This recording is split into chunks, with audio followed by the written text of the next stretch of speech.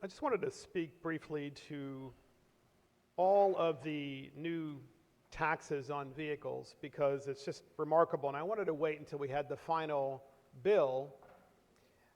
And here are the taxes on vehicles, at least as I understand them. Increasing the vehicle excise tax, increasing the certificate of title fees, a new tire fee, and of course there's already a recycling tire fee, and you already pay 6% on when you purchase tires, so there are actually three taxes. Tires are now triple taxed in Maryland.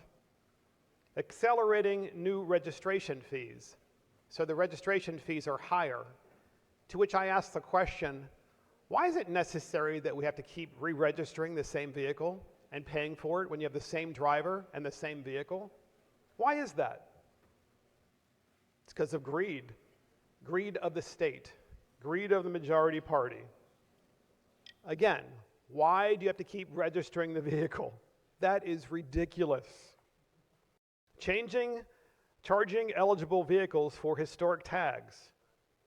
Increasing the excise tax on vehicles, both new and used. You've already paid it once on the new vehicle, you sell it, you got to pay it again, at least the buyer does. Eliminate the rental car registration fee discount. Raise the MVA cap on cost recovery. Vehicle emissions inspection increases. Those are all of the taxes just on cars. So I've come to the conclusion that the majority party has decided to wage war on cars. Clearly that's what you've done. You're waging war on cars. You're even waging war on choice, at least if that's what you would do if you had your choice. You would, namely, not just increase all these taxes on cars and fees on cars and constantly having to re-register your car, but then you're going to make people, at least that's what you want, make people only buy a certain kind of car. It's a total war on cars. And when you have a war on cars, you also have a war on the middle class, because that's who drives the cars. This section alone in this particular bill is attacking every single member of the middle class in Maryland. By definition, if you're attacking the middle class, you're attacking the poor as well.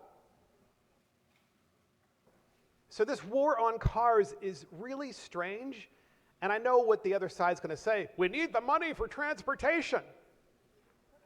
We hear this constantly, and we constantly see the fees and the taxes increasing. And it just never seems to end.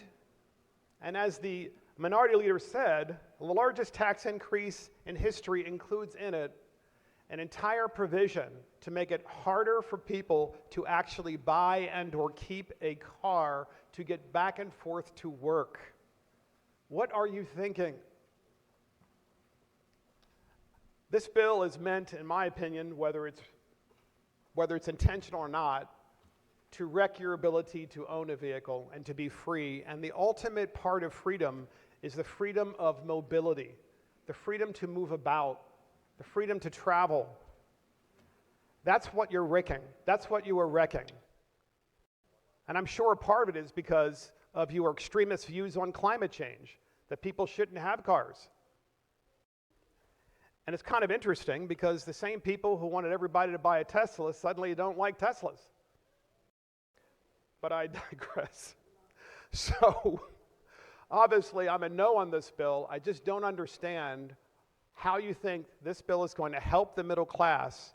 And I don't understand how the governor of Maryland can actually sign a bill to say you're waging war on the middle class, waging war on cars, and at the same time saying you're not getting a tax increase if you're in the middle class. Utter nonsense.